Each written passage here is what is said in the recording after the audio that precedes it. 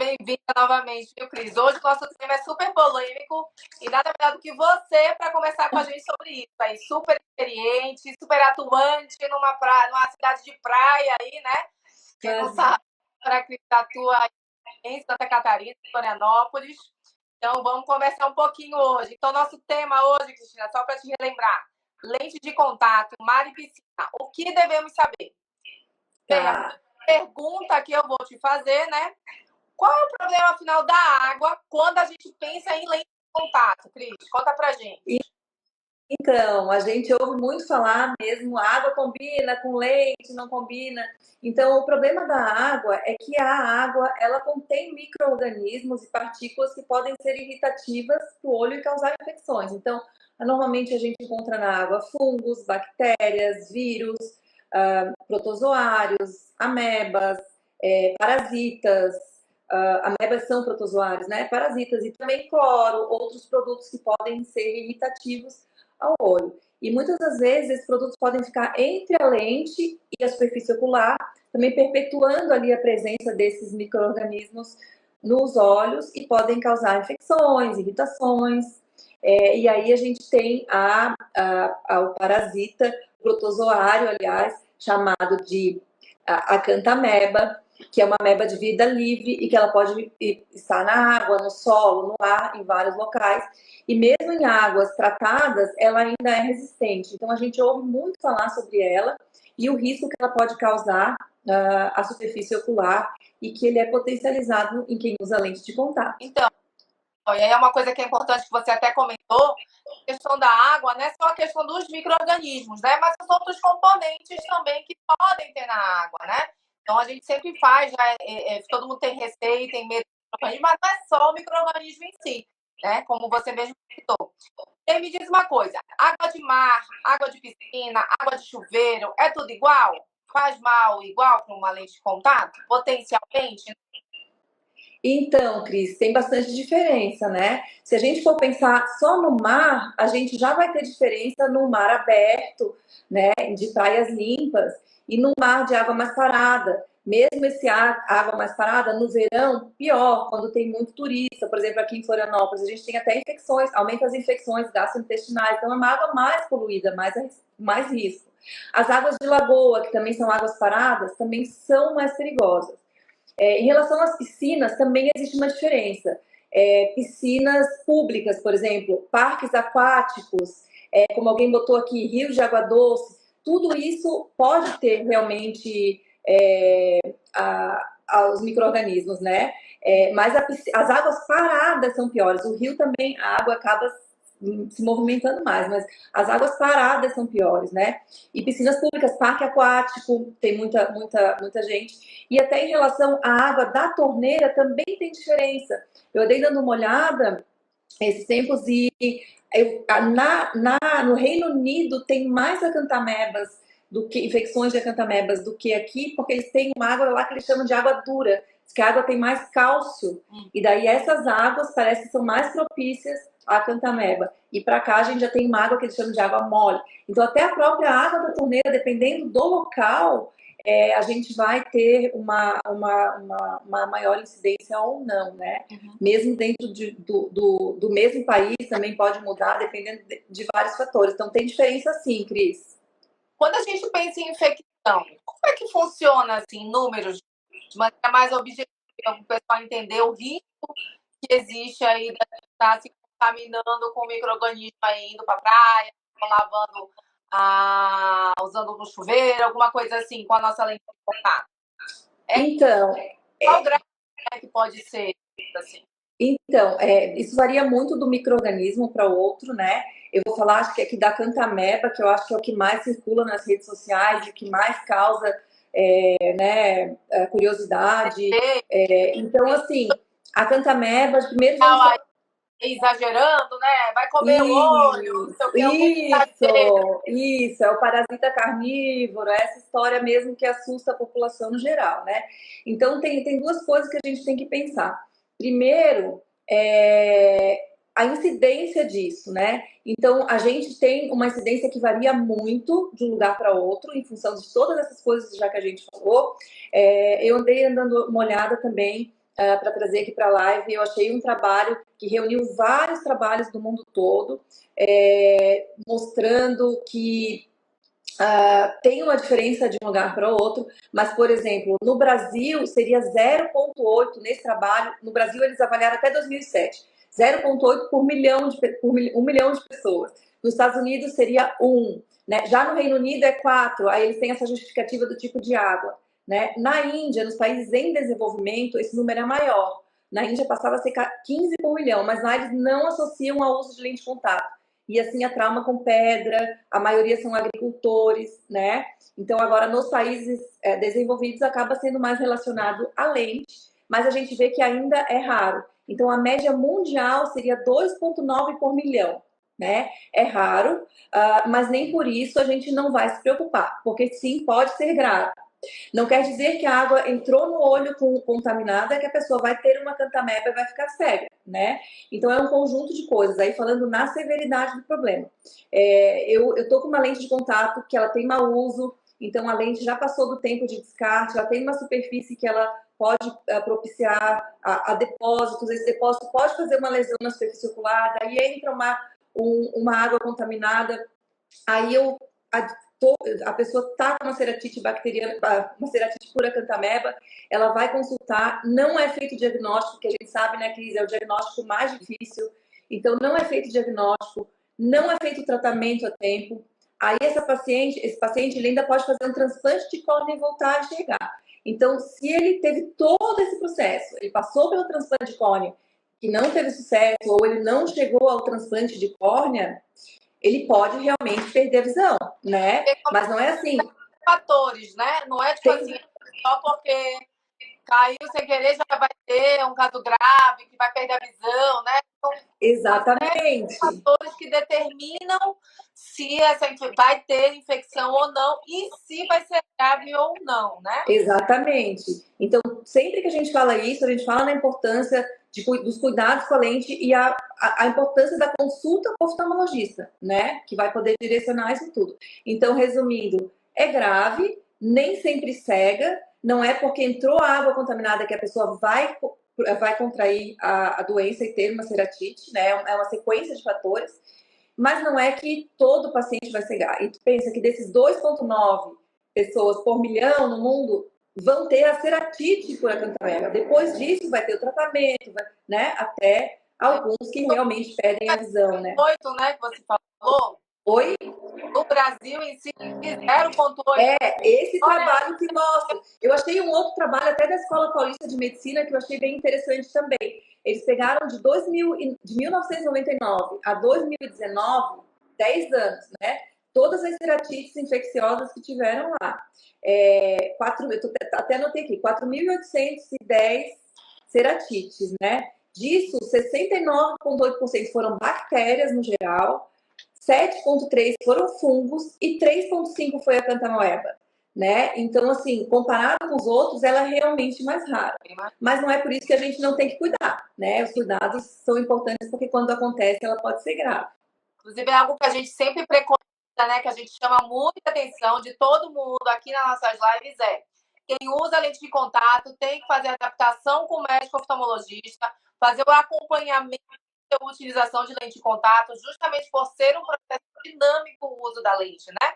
Exatamente. E evitar justamente qualquer situação que possa acontecer no meio aí do caminho do uso da sua lente, né? Qualquer desconforto, você tem que ter essa oftalmologista aí para procurar, verdade? Exatamente, Cris. E aí, quando a gente pensa nos tipos de lente, será que existe algum tipo de lente mais segura, né? Mensais, descartáveis, as de uso único, né? Aquela que usou, jogou fora, para quem nunca ouviu falar, né? As lentes críticas, né? Vem preconizando muito hoje em dia o uso da ortoceratologia como sempre opção, né? O que você fala para a gente sobre esse tipo de lente? Então, a gente tem que, sempre que a gente fala adaptação de lente de contato, a gente tem que lembrar que é um ato médico, né?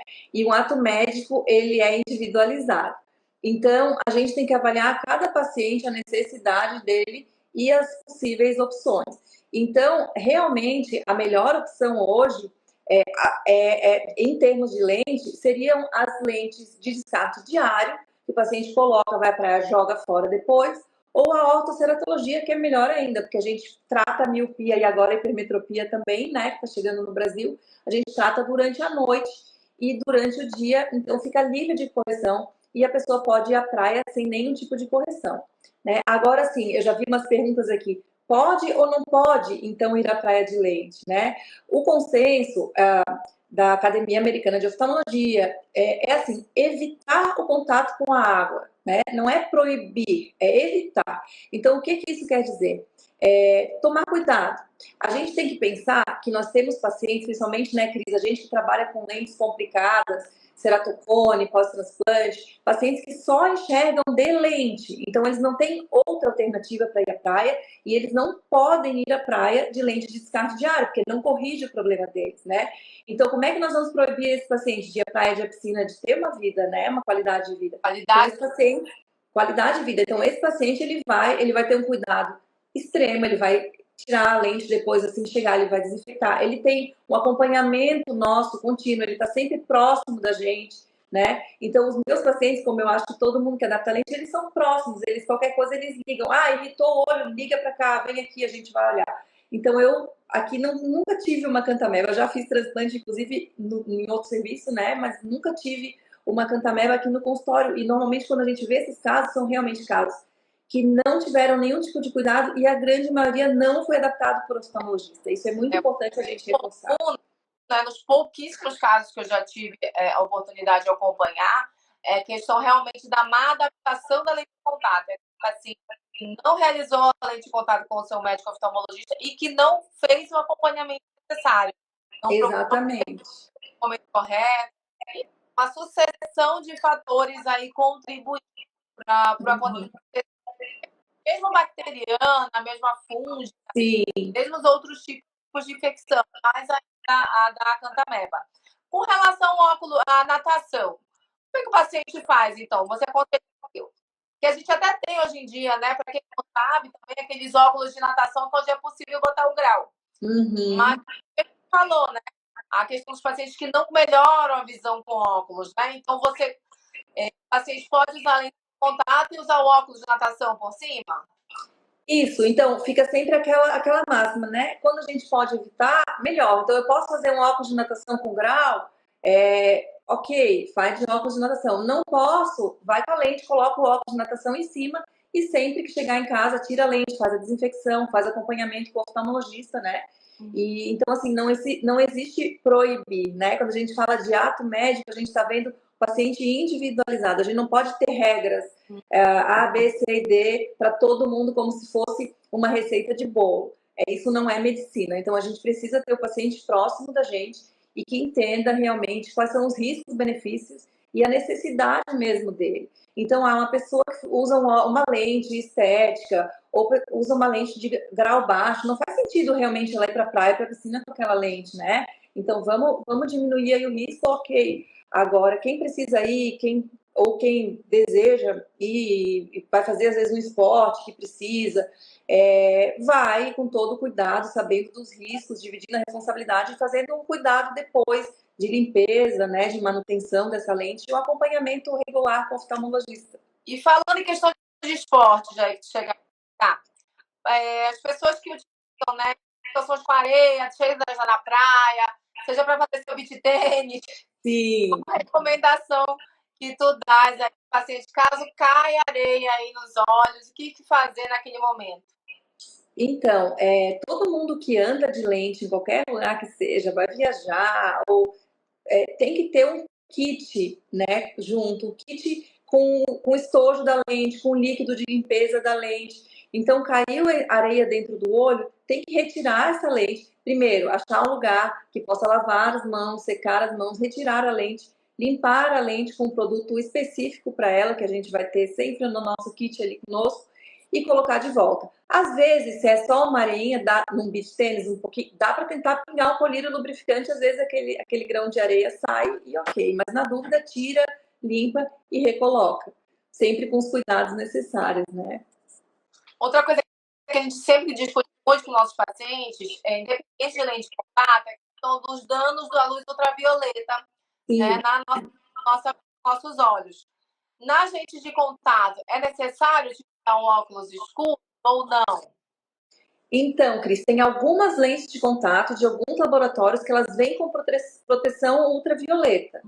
Mas eu acho que não dispensa o óculos de sol, porque a gente tem que pensar, inclusive, na pele das pálpebras. A lente está em cima só da córnea ali, da esclera, né? Então, a gente podendo colocar um óculos em cima é sempre mais garantido. E aí a gente está protegendo também. A gente não consegue passar o protetor solar até a parte da pálpebra na base do cílio, né? Ele vai irritar. Então, o óculos sempre ajuda uma proteção maior. Agora, claro que se o paciente surfa ou se ele faz algum esporte assim, ele precisa da correção de grau, aí essas lentes podem ser um pouco mais interessantes nesse momento.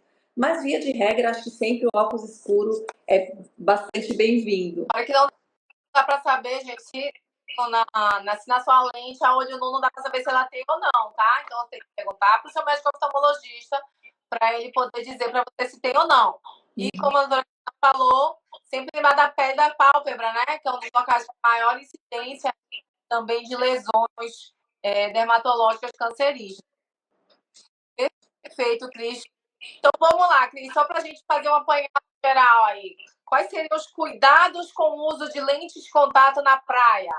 Recado final, assim, para a galera. Cris, eu só estou vendo aqui, a Cíntia fez uma pergunta, será que a gente já respondeu? Eu acho que é se pode ir à praia com lente, né? Pode, que o filho dela de 16... da questão do banho. Tá.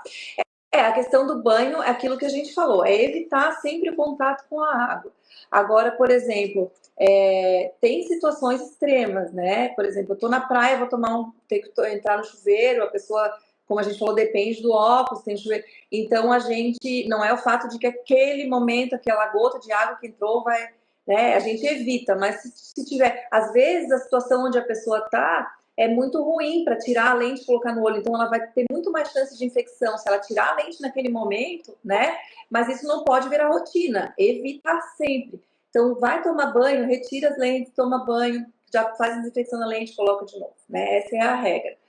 Então, eu acho que um apanhado geral, uma coisa legal de dizer também é em relação ao protetor solar. Sempre a gente deve colocar a lente antes de passar o protetor solar, como a gente faz com a maquiagem também, para evitar que a lente leve parte desse protetor solar, resíduos para dentro do olho, e alguns ardem bastante. Então é sempre botar a lente primeiro, passar o protetor solar, né? E deixa eu ver aqui, a Cíntia está falando, ele vai ter óculos também, então terá as duas opções. Cíntia, depende, às vezes ele vai fazer um esporte, não é proibido, né? Eu acho que aí tem um pouco do bom senso também que a gente tem que ter, saber o risco realmente, ver onde é que ele vai. Às vezes vai à praia, não vai entrar na água, né? Evitar de que a água respingue no olho, se a água respingar, daí fazer uma limpeza depois.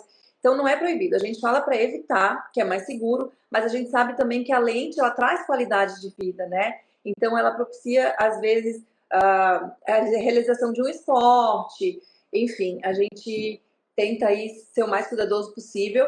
Se em algum momento ele precisar ir de lente, depois tem que tomar todos esses cuidados, né? Mas a regra, assim, é evitar, se possível, e não se apavorar, não se assustar também com isso tudo, né? Porque a gente vê muito sensacionalismo hoje em cima disso. Nós aqui, tanto eu como a Cris, a gente, além de lente de contato, a gente também trabalha com a córnea, né, Cris? A gente trabalha com as... complicação vem pra gente. A gente também trabalha com complicação. A gente faz transplante de córnea, a gente trata úlcera de córnea. Então, a gente tem a preocupação nos dois lados. Mas a gente vê, às vezes, um sensacionalismo exagerado, né? E com falta de embasamento científico. Então, eu já vi dizer, por exemplo, vai ter cantameba, então a lente de contato não pode ser molhada, sem explicar como molhar, né? E a lente de contato, ela precisa ser molhada para limpar com a solução apropriada. Então, é muito importante que essas coisas fiquem esclarecidas para que a gente tenha um cuidado com a nossa lente, para a gente ter um uso seguro e, ao mesmo tempo, poder ter uma boa qualidade de vida aí, que é uma das grandes qualidades mesmo da lente, né? Coisas boas da lente, que tem muito mais coisas boas que problema. Né, de todo mundo. Exatamente. E eu acho até que isso aí. Além de traz muita qualidade de vida e os cuidados não são tão complicados, né? Consulta com oftalmologista, retornos regulares, irritou o olho, teve qualquer problema, procura avaliação, né? E cuidados de rotineiros de limpeza, de armazenamento, que vai ser treinado e indicado pelo seu oftalmologista, que são cuidados simples, não é nada muito complexo. É isso mesmo. O objetivo da Soblex, gente, é sempre estar tirando qualquer dúvida que você possa ter. Então, tem alguma dúvida? Converse com o seu médico oftalmologista. Você pode estar entrando aqui em contato com o time da Soblex, seja via Instagram, seja via o nosso site. Tá mandando as nossas dúvidas, foi um prazer responder. E o nosso objetivo aqui é sempre estar trazendo informação de qualidade, né? Sem sensacionalismo, entendendo o que é qualidade de vida para o paciente, o que é importante, o que pode ser feito, o que não deve ser feito, né? E eu acho que o recado nosso sempre é: tenha seu médico oftalmologista. Caso você queira usar a lente de contato, faça sua adaptação, faça seu acompanhamento, porque os benefícios são inúmeros aí com o uso da lente de contato da maneira correta. Ó, Cris, a Cíntia tá mandando um abraço para nós duas e dizendo que está com saudade de ti lá em Belém. Obrigada, Cíntia. Essas perguntas são super importantes para a gente direcionar aqui também o nosso assunto. Obrigada pela sua participação. Prazer aí. Não deixe aí de mandar essa live, ela vai ficar no nosso site, tá? Ela vai estar, pode ser acompanhada pelo nosso Instagram, pelo nosso Spotify, pelo YouTube. Então não deixe de encaminhar para todo mundo que você conhece, que utiliza lente de contato ou que pretende começar a utilizar lente de contato, porque são informações extremamente valiosas aí que a gente conversou hoje, né? Porque quando os olhos combinam, a visão tem qualidade. E a Soblex está aqui para ajudar todo mundo a ter qualidade de vida aí, pensando na sua visão. Obrigada, Cris. Foi um prazer. Obrigada, Cris, também. Sempre bom. Saudade de ti também. Beijo. Beijo. Obrigada. Tchau, Tchau, gente. tchau.